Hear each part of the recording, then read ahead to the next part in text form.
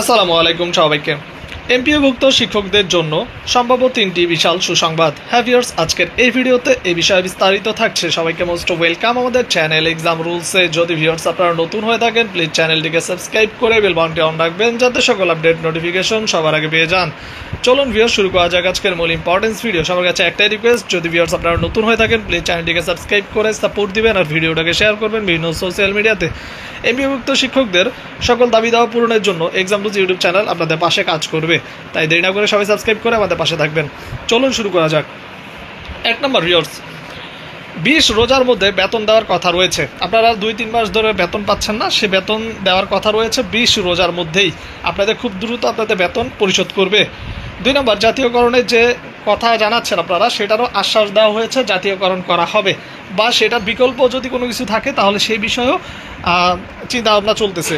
যদি জাতীয়করণ করতে না চায় তাহলে বিকল্প যেটা আছে সেটা আপনাদের করবে। 3 নম্বর, বেতনের সমপরিমাণ টাকা বোনাস হিসাবে দেওয়া হবে এবং উৎসব ভাতা হিসাবে পাবেন। এটা ভিউয়ার্স করা সম্ভাবনা সবচেয়ে বেশি এবং অলরেডি এইসব নিয়ে কথা চলতেছে মন্ত্রণালয় বিভিন্ন জায়গায়।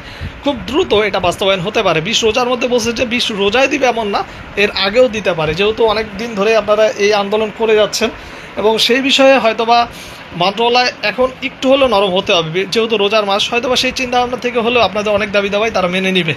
তো খুব দ্রুত আপনারা দাবি দেওয়া বিষয়ে আপডেট পেয়ে যাবেন। সব কিছু আমাদের চ্যানেলে সবার আগে পাবেন, তাই দেরি না করে সবাই সাবস্ক্রাইব করে পাশে থাকুন।